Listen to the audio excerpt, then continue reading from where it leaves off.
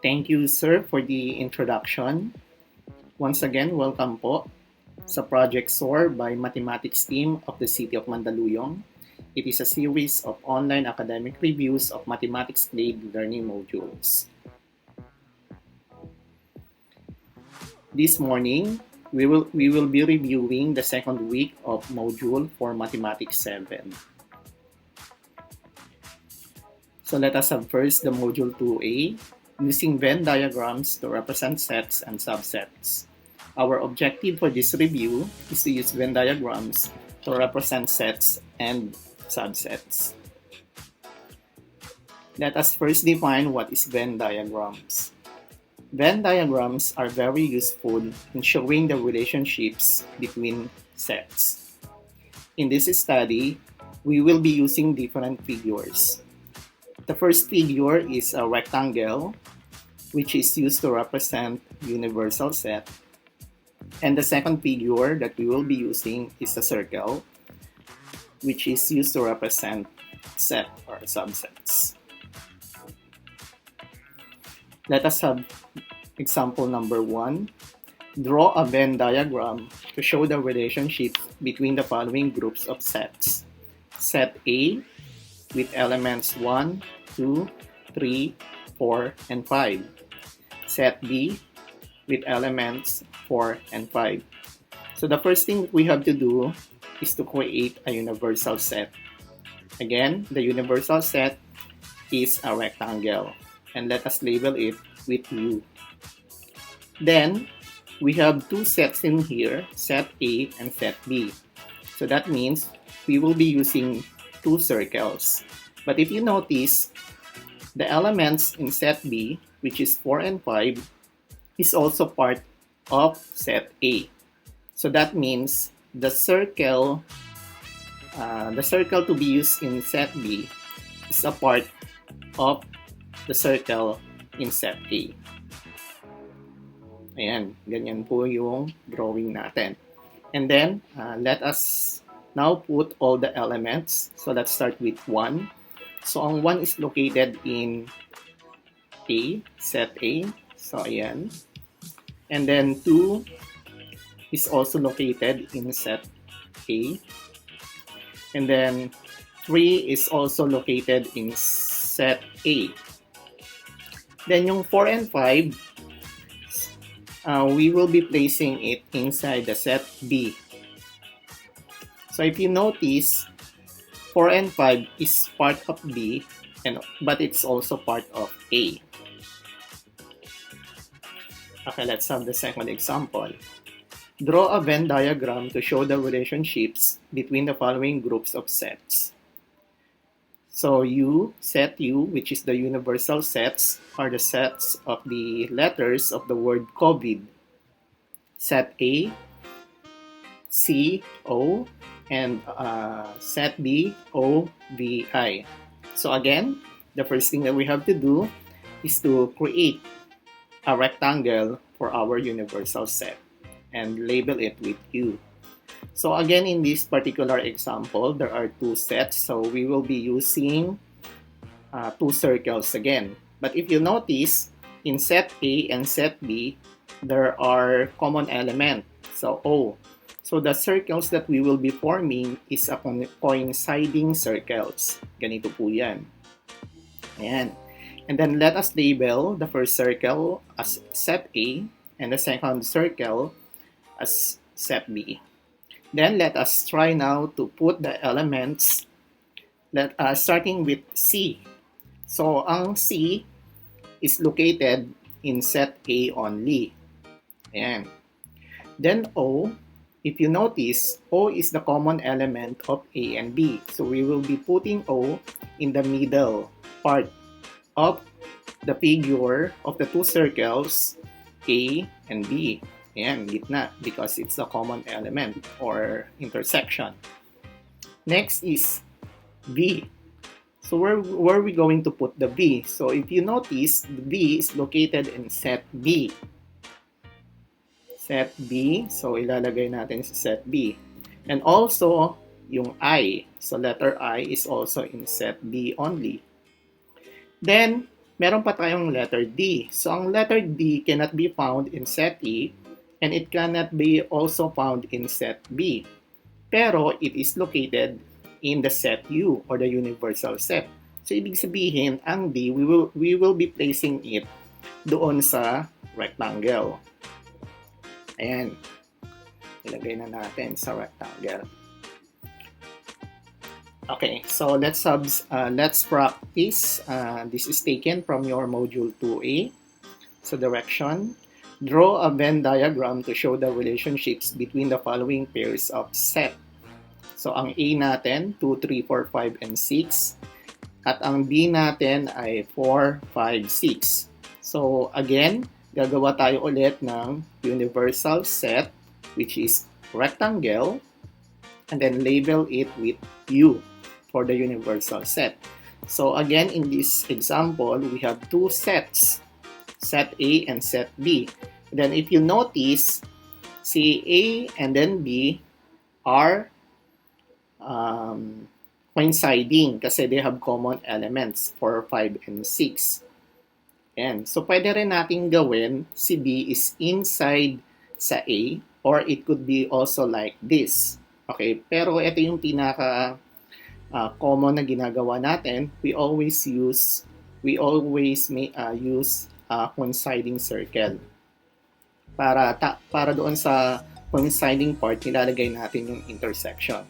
So let us start putting all the elements starting from 2. So yung 2 is located sa set A only. So ilalagay lang natin yung 2 doon sa A na part. Ayan. Then 3, so the same, nasa A na part lang. Then yung 4, 5, and 6, if you notice, so it's also a part of A and a part of B. So we will be putting them in the middle part of the two circles, doon sa coinciding part. Ayan. So that is now the Venn diagram of the given sets. Okay, so in your Let's Connect, in module 2A, so we have the direction, label the Venn diagram to show the relationships between the following groups of sets. So meron tayong set O, counting numbers less than or equal to 5. Pag sinabi natin counting numbers, so these are natural numbers equal to 5, so that means it's 1, 2, 3, 4, and 5. And then set B is 4 and 5, set E is 2 and 3, and meron pa tayong set Y, 6, 7. Okay, and then there's also a given figure. So we will be putting all these elements inside the given figures. So first, let us copy first the figure. So start tayo doon sa 1. Okay, so sabi natin ang 1 can only be found in set O. So set O natin is rectangle. So we can place 1 doon mismo sa rectangle. The next ay 2. So yung 2 can be found in set E. So ilalagay natin yun sa loob ng set E, yung diamond. And then number 3, yung element 3, so the same din sa number 2, so we have to place it doon sa diamond. Then 4, ilalagay natin yung 4 doon mismo sa set B. Ayan, which is the circle. And also pati yung 5. So kung napapansin nyo, tama yan. Kasi may yung set O natin, which is the universal set, is comprises of counting numbers less than or equal to 5. Ayan, nasa loob pa rin ng rectangle ang 1, 2, 3, 4, and 5. And for the set Y, 6 and 7, so we will be putting these elements doon sa triangle. Okay, so that is now the correct answer. Okay, let's have now the test yourself for module 2A. So direction, place the elements in the respective sets in the diagram based on the following elements assigned to each set. So may given Venn diagram and meron tayong tatlong sets, set X, Y, and Z. So first things first, So, kopyahin natin ulit ang given Venn diagram. And then, let us try to put now all the elements starting from letter A. So, ang letter A, if you notice, nasa set X lang siya. Okay, so ibig sabihin, dun lang siya sa rectangle na part. Ayan. Also, pati rin yung B and then C. Ayan. Pero yung D and E, if you notice, nasa set siya ng X and at the same time, it's also located in set Y. So, ilalagay natin yan sa intersection ng set X and then set Y. Okay? Yung intersection ng rectangle and circle. So, doon natin ilalagay ang D and E. Yan. Sumunod ay ang F. So, ang F, it can only be found in set Y. So, ilalagay lang natin yan doon sa circle only na part. Ayan. Then, yung G, if you notice, it can be found in set Y and at the same time in set Z. So, intersection yan. So, ibig sabihin, ilalagay natin yan doon sa coinciding part ng circle and triangle. Ayan. And the last letter, which is H, so it can only be found in set Z. So, ilalagay lang natin ang H doon sa Z part lang. Ayan, so that's the answer for the test yourself in module 2A. Okay, so second module na tayo, module 2B. Using Venn diagram to represent set operation. So the objective of this review is to use Venn diagrams to represent set operations. So in here, we have 4 set operations. The first one is the union of sets. It's like combining all the sets together. And then intersection of sets, it's finding the common element. And then complement of a set, para siyang complement, parang the opposite of the given elements. And then difference of 2 sets, so para lang siyang subtraction. Okay, so para mas maintindihan, let us have the first example. So given the following, so we have the universal set, Sigrok, Angela, Gushon, Hanabi, and Harley. And for our set A, we have Gushon and Harley. And for our set B, we have Gushon, Hanabi, and Angela. So use Venn diagram to represent A union B. Okay, so the first thing that we have to do is to create a universal set, which is a rectangle. Ayan, then label natin ay ang U. And then, since there are 2 subsets, set A and set B, so dalawang circles ulit ang gagamitin natin and 2 coinciding circles. Ayan. So, may shaded ang A at saka B natin kasi nakalagay dyan ay A union B. Ibig sabihin, that's the concerned elements. Okay? Ibig sabihin ng A union B is everything in A, then add it with all the elements of set B. Okay? But let us try to put first all the elements. So, starting from Grok. So, if you notice, si Grok cannot be found in set A and B. Pero it's in set U, so nasa labas lang siya ng dalawang circles. Ayan. Followed by Angela. Si Angela can be found in set B only. So, ayan. Sa set B lang siya. And then si Gushon, if you notice, we can find Gushon in both set A and set B. So, ibig sabihin, we have to place Gushon in the middle part of the 2 circles. Then the next is Hanabi. Si Hanabi can be found in set B. So, ilalagay natin siya kasama ni Angela. And then, si Harley naman, so if you notice, matatagpuan siya sa set A only. Ayan. Pero, ang concern natin lang dito is A union B. So, lahat lang ng elements na makikita natin sa A at B, so yun lang dapat ang ating sagot. So, we need to remove Grok. So, That is now the Venn diagram, and the operation A union B, so ang sagot natin dyan is sina Harley, Gusion, Hanabi, and Angela. Okay, let's have the second example. So, the same given pa rin, but this time, we are asked to represent A intersection B.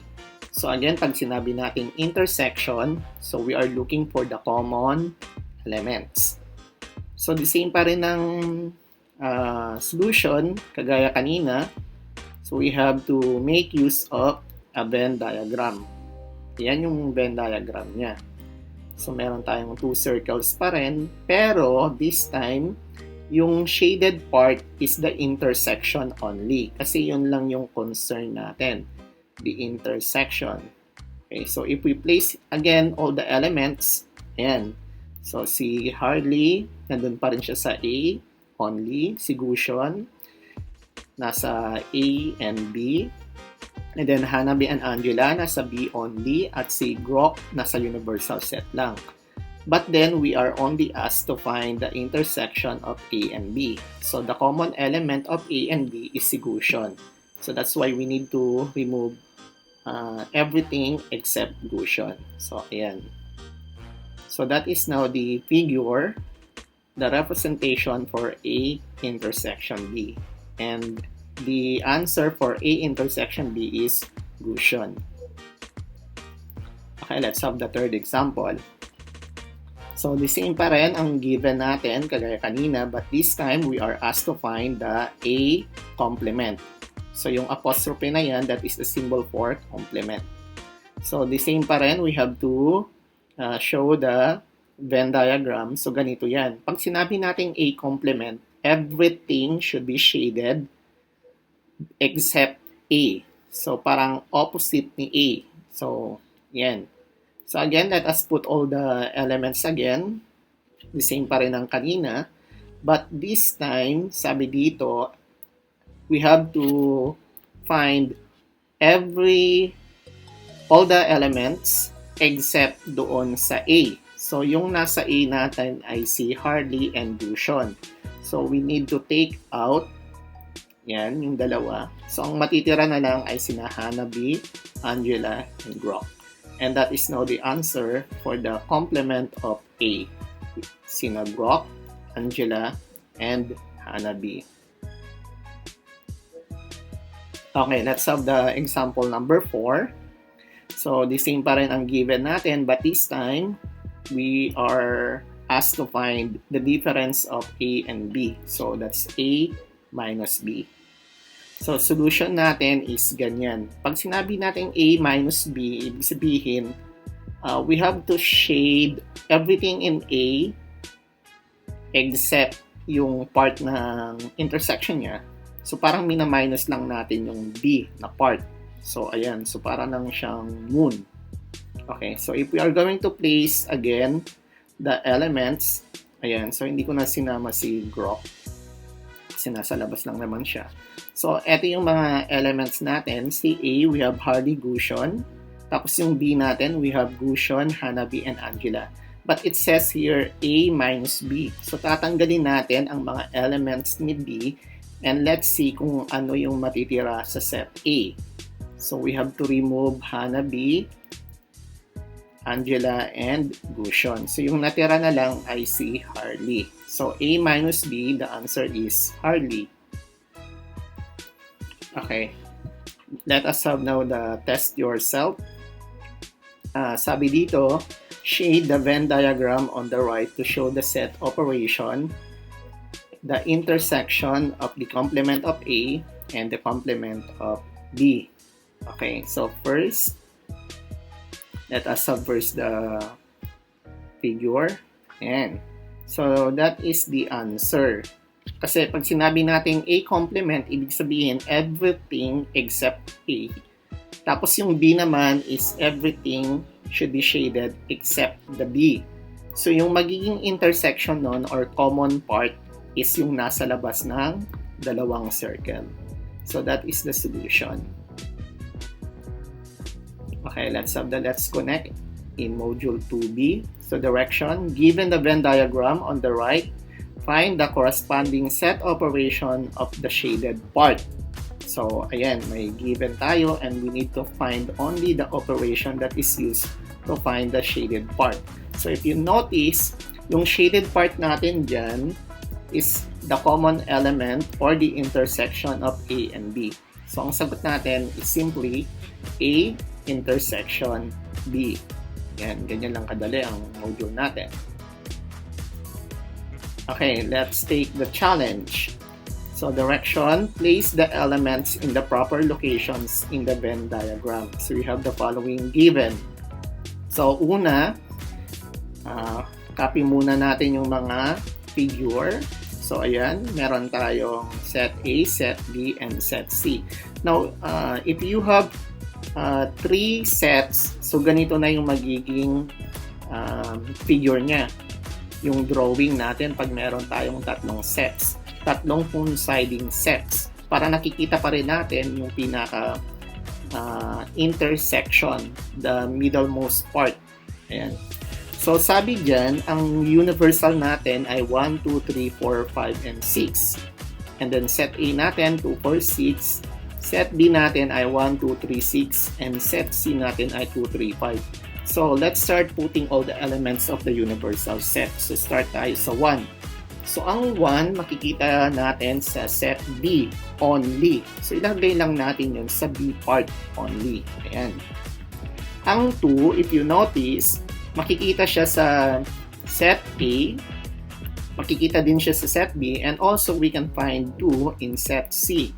So, ibig sabihin, ilalagay natin to doon sa part na intersection ng set A, B, and C, doon sa pinakagitna. Ayan. Next, yung 3. So, yung 3, it can be found in set B and then set C. So, dun siya sa intersection ng set B and C. Ayun, medyo sa baba ng 2. Ayan. Next ay ang 4. So, ang 4 can only be found in set A. So, dun lang siya sa A only part. Next, 5. So, ang 5 can be found in set C only. Ayan, so lagay natin. And then yung 6 can be found in A and B. So sa intersection siya ng A and B. So dun siya sa taas ng 2. Okay? Ayan. So that is now the figure of the problem.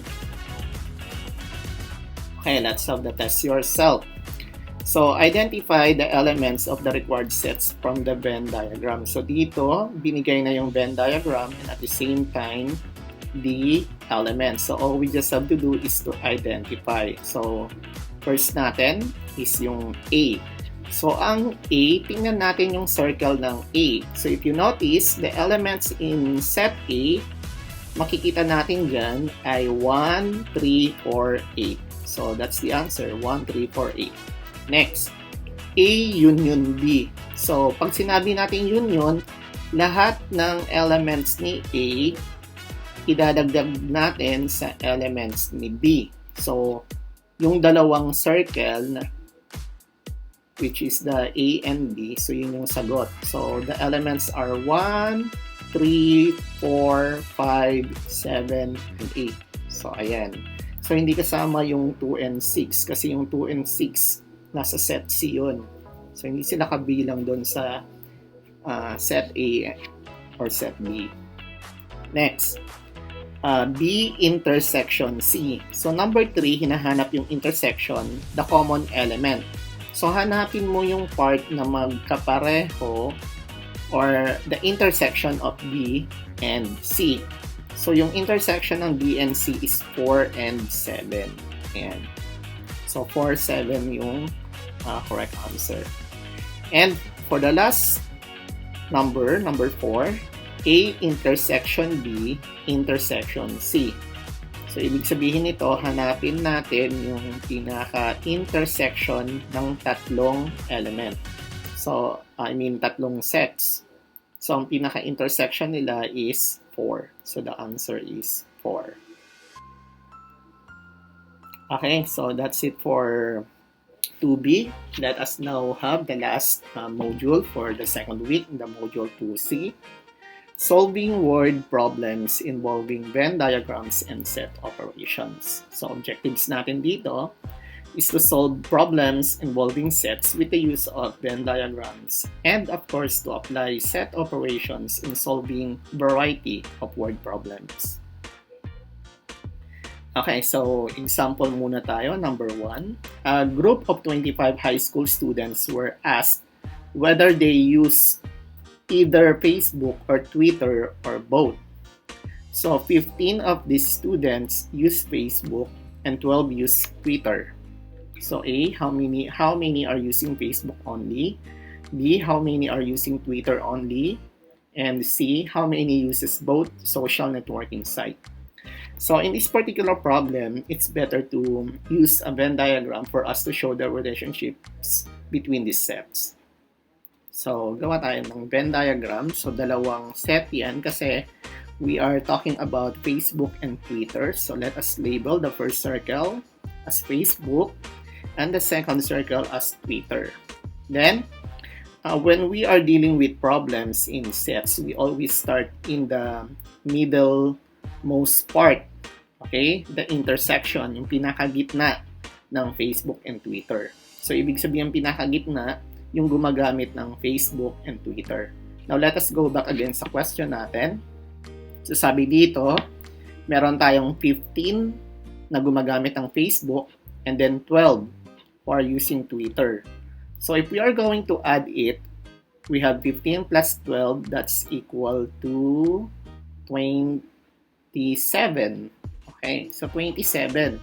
Pero, yung sinorvey lang na students is only 25. So, that means merong dalawa. So, we have to subtract. 27 minus 25 is 2. So, yung dalawa na yon na estudyante, so they are the intersection. Sila yung bata na gumagamit ng Facebook at ng Twitter. So, we have to place it in the middle. Ayan. And then, we can find now the number of students who are using Facebook only. So, sabi dito, 15 of these students use Facebook. So, meron na tayong dalawa. Ayan, meron na tayong dalawa which is gumamit siya ng Facebook at Twitter. So, para malaman natin yung Facebook only, so we have to subtract 15 minus 2. So, that's 13. And to find also the Twitter, ayan, yung Twitter natin is 12. So, may dalawa na rin tayo. Eto. So, ibig sabihin, 12 minus 2. So, yung gumagamit lang ng Twitter only, ayan, wala silang Facebook, ay 10 lang.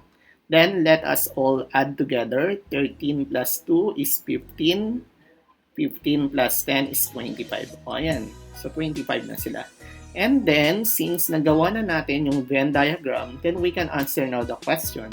How many are using Facebook only? So, yung only lang. Ito yon. So, 13 students. How many are using Twitter only?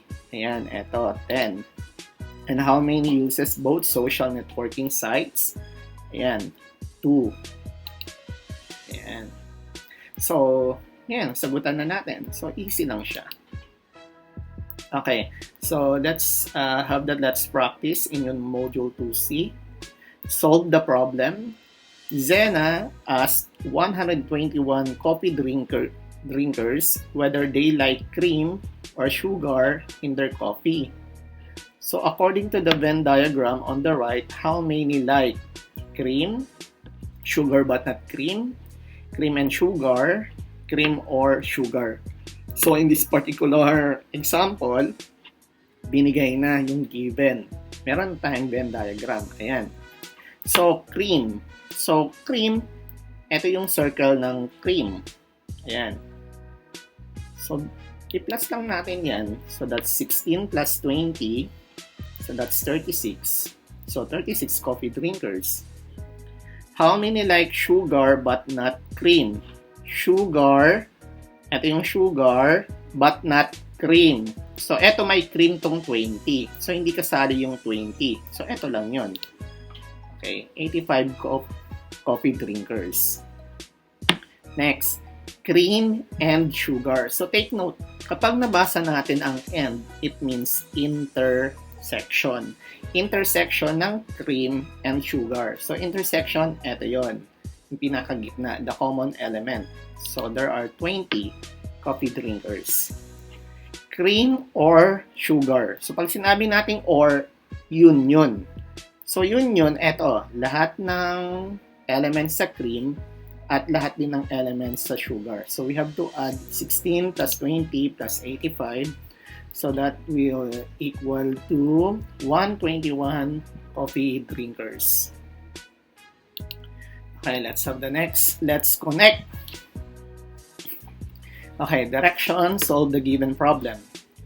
Among 70 kids in Barangay Poblacion, 53 like eating Jollibee, while 42 like eating in Mang Inasal. How many like eating in Mang Inasal only, in Jollibee only, both in Jollibee and Mang Inasal? So, eto, gagawan muna natin ng Venn diagram. Okay, ayan. So, dalawa ulit ang subsets natin kasi we have Jollibee and Mang Inasal. So, label muna natin the first circle para sa Jollibee and the second circle para sa Mang Inasal. So, again, kagaya kanina, hanapin natin, dito tayo mag-start sa intersection, pinakagitna. So, ipa-plus lang natin yung mga Jollibee and Mang Inasal. So, 53 plus 42, so that's 95. Pero, yung sinorvey lang ay 70. So, ibig sabihin, 90 minus 70, so merong 25. So, 25 yung bata na gumagamit, na kumakain doon mismo sa Jollibee at sa Mang Inasal. So, 25 yung intersection niya. And then, pwede na tayong mag-minus dito. So, mahanap na natin si Jollibee. So, that's 53 minus 25. So, the answer is 28. Also, we can also find the Mang Inasal only by subtracting 25 from 42. Ayan, kasi 42 yung kumakain ng Mang Inasal. So, bawasan natin ng 25 kasi may Jollibee yun. So, yung Mang Inasal only is 17. Okay. Tapos, we have to add them all together. 70 yan. So, for letter A, how many like eating Mang Inasal? So, 17. Ito yun. In Jollibee, so that's 28. And both in Jollibee and Mang Inasal, ito yung intersection. So, 25 kids. So, ganyan lang kadali ang solving problem dito sa sets natin. Okay, let's take the challenge. So, in here, we have to complete the Venn diagram on the right to find the answer to the problem. So, tatlo ang subsets natin dito. We have the TikTok, vlogs, and YouTube. Tapos may mga nilagay na elements. So, let us read the problem first. A class advisor surveys 35 of her students on the kind of activities they have been doing during the COVID-19 pandemic. She found that 15 do TikTok, 12 do vlogs, 8 watch YouTube, 5 do TikTok and vlogs, and 4 do TikTok and watch YouTube, 2 do vlogs and watch YouTube. If only one student has all of these kinds of activities, how many students have none of these activities? So, yung hinahanap dito is yung nandito sa labas ng circles. How many students have none of this activity? So, pag nagsagot tayo dito, we will be starting dito sa mga intersection. Sa pinaka-middlemost muna. So, dito yan. If only one student has all of this kind of activities, so eto na yun, 1. Nilagay na. Sumunod, eto, 2 vlogs and YouTube. So, eto yung vlogs and YouTube. So, eto yun. Yan. Eto yung intersection nila. So, if you notice, meron ng 1. Eh, sabi doon ay 2. So, ibig sabihin, ang ilalagay na lang natin dito ay 1. Yan. So, if you notice, vlogs and YouTube, dalawa pa rin sila. Ayan. Kaya lang yung isa kasi is 3 yung kanyang activities. Ito, 2 lang, vlogs and YouTube. But still, pareho pa rin silang may vlogs and YouTube. Next, 4, do TikTok and watch YouTube. Okay? So, 4 daw ang activities ay ang TikTok at ang YouTube. So, eto yon. Eto yung part. TikTok, YouTube. So, ito yung part. So, meron ng 1. So, ima-minus na natin dito sa 4. So, ang matitira na lang dito ay 3. So, ayan. So, 3 plus 1 is still 4. Ayan, 4 pa rin. And next, 5, do TikToks and vlog. So, ito yon, TikTok and vlog. So, ayan. Nakalagay na yan kanina. Given na. So, ayan na. 4 plus 1 is 5. Then next ay 8, watch YouTube. So, ito yung circle ng YouTube. So, 8 daw yan. So, if you notice, meron na tayong 3, 1, 1. So, that's 5. So, 8 daw dito. So, 3 na lang ilalagay natin. Ayan. So, 3 are using only YouTube. Walang ibang activity. Next ay 12 ang vlogger. So, dito yun. This is the set for vlogs. So, if you notice, meron ng 4, 1, and 1. So, that's 6 students na nagbablog. Pero sabi doon, there are 12. So, ibig sabihin, 12 minus 6. Okay, 6 na lang. Ayan. Tapos, 15, do TikTok. Ayan, so, ito yung TikTok. Check natin kung 15 yan. So, 7 plus 3 plus 1 plus 4. Correct? That's 15. Pero, we still have to find how many students have none of these activities. So, before that, i-plus muna natin yung mga students na to. So, 7 plus 3 ay 10. Ito, 10. Then, ito another 10. So, that's 20. Plus 3 plus 1 plus 1. That's 25. So, 25 lahat ang students dito. Pero ang sinurvey dyan ay 35. 25 pa lang yung dito. So, there are still 10 missing. So, dito natin yung ilalagay sa labas. Ayan. 10. So, ang sagot natin dito sa question, how many students have none of these activities? Ayan, 10. Wala silang activities.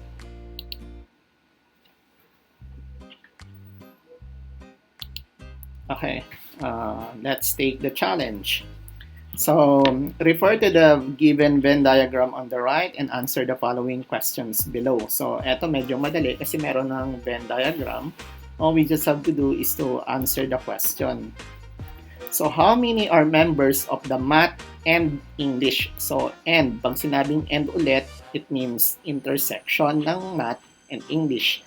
So, Math, English. So, eto yon, 4 plus 1. We just have to add. Yan ang intersection nila. So, that's 5 students. Next, how many are members of Math and the Science Club? So, Math, Science. Ito ulit yun.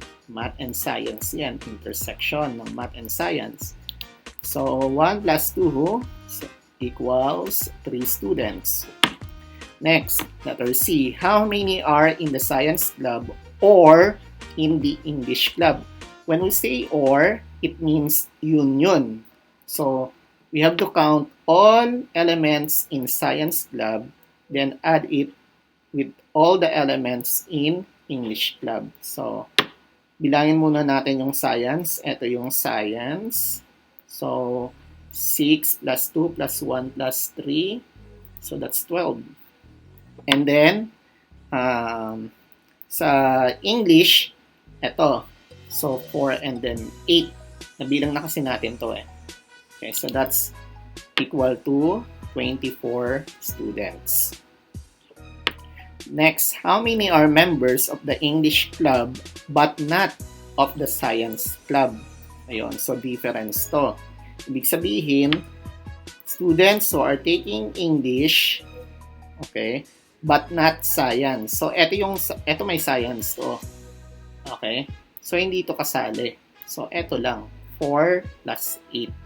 Sila yung mga taking English only but not Science. Okay, so 12 students. Next, are there more members of the Math Club than that of the English Club? So, malalaman natin yan by counting all the elements in Math. So, eto yon. 7 plus 2 plus 1 plus 4. So, that's 14 for Math. Tapos, for the English Club, eto yung English naman sa set ng English. We have 8 plus 4, so 12, plus 1 plus 3, so 16. Okay. So, ibig sabihin, mas marami ang English. So, are there more members of the math? Okay, no. Okay, last. How many members are there in the 3 clubs? So, eto yon, 3 clubs. So, we have to count all the elements and add it all. Ayan, lahat yan. 7, 2, plus 6, 4, 1, 3, and then 8. So, if we add them all together, so it's equal to 31 students. Okay. Okay. That's all for today's review for the second week of module. I hope na may natutunan kayo sa panonood and pakikinig ng video ito. So once again, I'm Marvin Frilles from Highway Hills Integrated School. So thank you again and God bless us all.